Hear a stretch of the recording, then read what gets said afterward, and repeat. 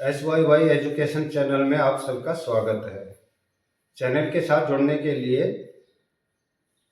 और अधिक से अधिक बेनिफिट उठाने के लिए अब क्योंकि सेशन ख़त्म हो गया है और नए सेशन की शुरुआत हो रही है, कुछ दिनों के मुझे लगता है कि आप लोगों ने एक ब्रेक ले लिया होगा और अब धीरे धीरे अब नए सेशन की शुरुआत आपने फिर से शुरुआत कर दी होगी और इसमें कंटिन्यूटी बनाए रखने के लिए आप अभी से अपने अगले सत्र के लिए तैयार हो जाएं और थोड़ा थोड़ा करके एक प्लानिंग के तहत अपनी स्टडी को जारी रखिए। और इसमें हमारा चैनल है वो समर्पित है और इस चैनल के साथ ज़्यादा से ज़्यादा आप लोग जुड़िए। आज का जो टॉपिक मैं पढ़ा रहा हूँ रियल नंबर्स, इसमें एक विषय बहुत इम्पोर्टेंट है। इसको एक रोचक पहेली के साथ शुरू करेंगे। रियल नंबर्स, ये जो पहला चैप्टर है रियल नंबर्स।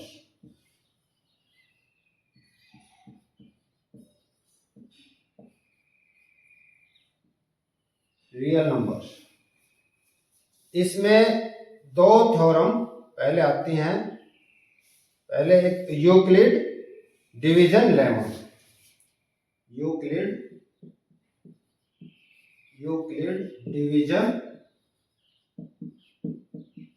Division algorithm.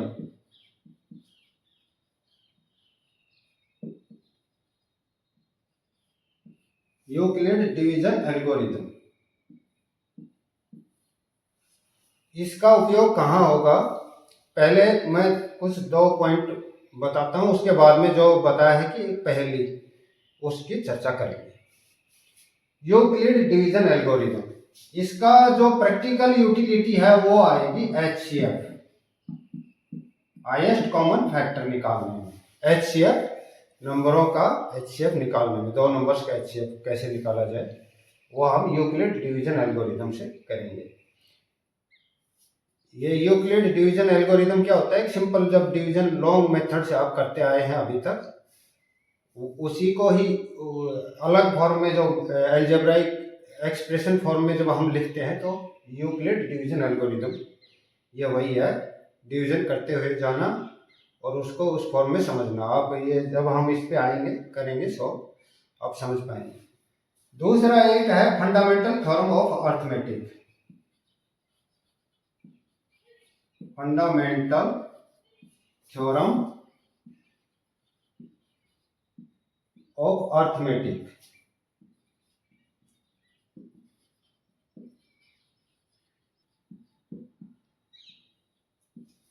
इनका एक थोड़ा सा परिचय दे देते हैं। इसकी यूटिलिटी HCF निकालने में रहेगी। फंडामेंटल थ्योरम ऑफ अर्थमेटिक, इसकी यूटिलिटी कहाँ होते हैं? एक तो जो नंबर होते हैं आपने पढ़े हैं, जैसे इरेशनल नंबर्स होते हैं, √2 है, √3 है, √5 है। इनको, ये इरेशनल कैसे होते हैं, इनको प्रूव करने में इस थ्योरम का उपयोग होगा। दूसरा, इसकी यूटिलिटी कि जो इस तरह नंबर होते हैं P/Q फॉर्म का, जो और Q should not be equal to 0।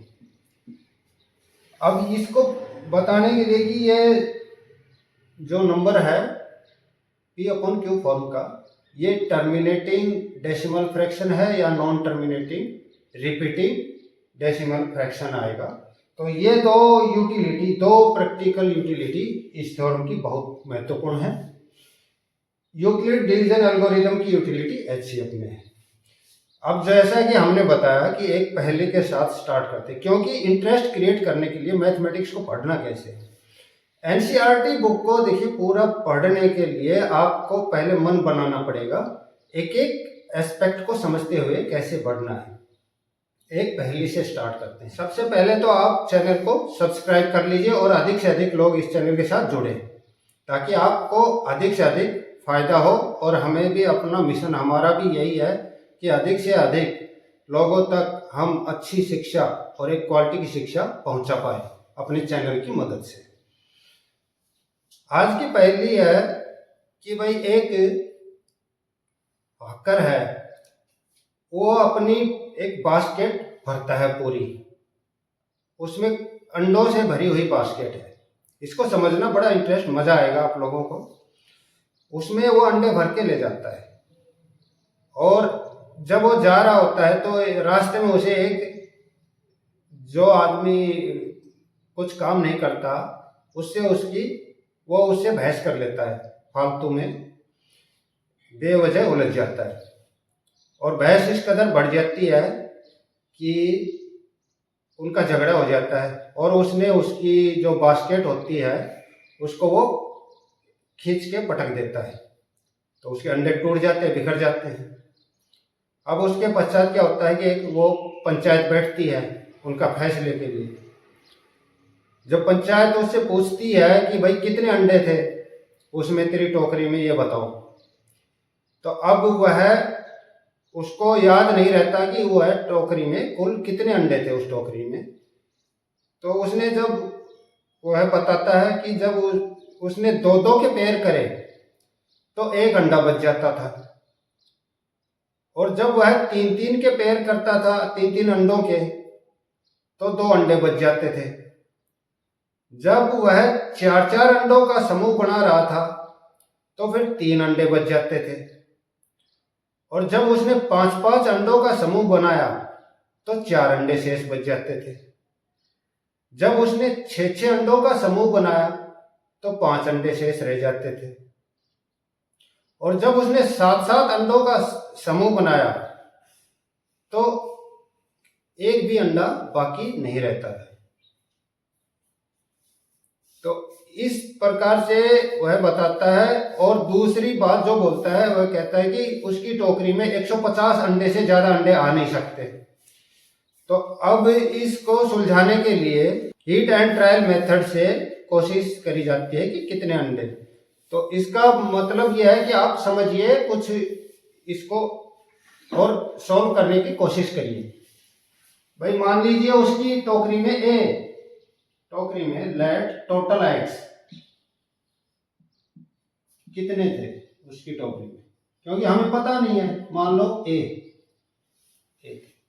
अब इसको सात से अगर सात सात का समूह बनाया तो कहता है कोई भी अंडा शेष नहीं रहता था। तो इस नंबर को अगर हम सात से डिवाइड करें तो एक फिगर मान लीजिए बी आता है। जैसे ए को डिवाइड करते हैं हम सात से और बी आता है और प्लस रिमाइंडर आर बच जाता है। लॉन्ग डिवीजन मेथड से इसको अब हम ऐसे लिख सकते हैं कि 7 गुना बी, ए हो जाएगा 7 गुना बी प्लस आर, यानी कि 7 से डिवाइड करें और बी ये भागफल आया है और आर इसमें ऐड कर देंगे तो ए नंबर आ जाएगा। ये एक कंडीशन आई है। दूसरी कंडीशन क्या बनती है कि इसको जब 6 का समूह बनाया जाता है तो 5 शेष रहता है। तो उस कंडीशन में a is equal to 6 into, मान लीजिए ये डिवीजन जो यहाँ पर फैक्टर c है प्लस रिमाइंडर, ये जो r है यहाँ पर, ये तो शून्य बचता है ना 7 से, 7 वाले में शून्य, और इसमें बचता है ये 6 वाले में 5 बच जाता है। इसी तरह से जब 4 से डिवाइड करते हैं तो उसकी इक्वेशन बना लीजिए। 4 से होगा तो a इज इक्वल टू 5 से डिवाइड 5 के समूह बनाया तो 5 इंटू डी प्लस 4 शेष रह जाता है। इस तरह से हम देखते जाएंगे अलग अलग इक्वेशन, आप ये देख लीजिए बना के। अब इसको हीट एंड ट्रायल मेथड से करते हैं। दूसरी कंडीशन बताता है कि 150 अंडे से ज्यादा नहीं होते। तो इसमें देखो 150 के पास, अब कंडीशन हम देखते हैं 7 से डिवाइड होने वाला 150 के पास का नंबर क्या है। हिट एंड ट्रायल मेथड से देखेंगे तो 7 दूनी 14, 2 और 7 एकम 7, 1 यानी 21 और 21 आते 147, यानी 147 नंबर आता है। थोड़ा दूसरा नंबर इससे 7 से डिवाइड होने वाला 140 होगा, 133 होगा, फिर 126 होगा, 119 होगा, और इस तरह से हम नीचे की तरफ करते हैं। अब एक एक नंबर को टेस्ट करते हैं। अब 6 से, इसको 7 से तो ये डिवाइड हो रहा है, 6 से डिवाइड करें तो कितना आता है, 6 दूनी 12, बचे 2, 6 चौके 24, 3 शेष बचते हैं, यानी ये कंडीशन पूरी नहीं करेगा भाई, 5 शेष बचने चाहिए। इसको 6 से डिवाइड करो, 6 दूनी 12, 2 बचे, और 6 3 18, फिर 2 शेष रहता है, ये भी कंडीशन पूरी नहीं करेगा। 6 से 6 दूनी 12, 6 दूनी 12, 1 बचता है, ये भी कंडीशन पूरी नहीं करता भाई, 5 शेष रहने चाहिए। 6 से 6 दूनी 12, 6 कम 6, यानी इसमें 0 बचता है, ये भी कंडीशन पूरी नहीं करता। अब आ जाओ इस पे, इसको 7 से तो डिवाइड हो ही जाता पूरा, 0 शेष रहेगा। 6 से करो, 6 एकम 6, बचे 5, और फिर 6 निमे 54, 5 शेष बच गए, यानी कि 6 से डिवाइड करने पे 5 शेष, तो ये 6 से कंडीशन पूरी करता है। अब 5 से और देखो कि 5 से 4 शेष बचना चाहिए, 5 दूनी 10, 1 बचा, 5 3 15, 4 शेष, यानी 5 से वो कंडीशन भी 5 से भी पूरी होती है। 4 से देखो, 4 दूनी 8, 3 बचे, 4 में 36, 3 बचे, ये कंडीशन भी पूरी होती है। 3 से देखिए, 3 3 9, 2 बचे, और फिर 9 3 27, फिर 2 बचे, तो 3 वाली कंडीशन भी पूरी होती है कि 2 रिमाइंडर बचता है। 2 2 के पेयर बनाते हैं तो 1 शेष बच जाता है, ठीक है। तो यानी कि ये कंडीशन पूरी करता है 119। अब क्योंकि उसकी टोकरी में ये बताया गया कि 150 अंडे मैक्सिमम रह सकते हैं, तो उसमें कुछ खाली होगी टोकरी, इसलिए, और ये कंडीशन जो बताई उसने, उसको पूरा करते हुए ये 119 नंबर, ये नंबर बन के आता है। अब इस से ये तो हमारी पहली तो सुलझ गई कि 119 नंबर आ गया, लेकिन मेन मकसद इसका ये है कि इसको फॉर्म में लिखना भाई, 7 गुना b प्लस 0 रिमाइंडर, यानी कि, और इससे ये रिमाइंडर 5 4 3 2 1 ऐसे इक्वेशन, इन इक्वेशंस की तरफ ध्यान दीजिए। ये क्या है कि जो हम पढ़ेंगे अब, यूक्लिड डिवीजन लेमा, इसलिए उसका एक परिचय आपको हो जाएगा। अगले वीडियो में मैं बताऊंगा यूक्लिड डिवीजन लेमा, उसकी कहाँ यूटिलिटी होती है। आप चैनल के साथ जुड़ जाइए, ज़्यादा से ज़्यादा लाभ उठाइए हमारे चैनल से, और इसको ज़्यादा से ज़्यादा सब्सक्राइब कर लीजिए, शेयर करें, लाइक करें। Thank you for watching the video.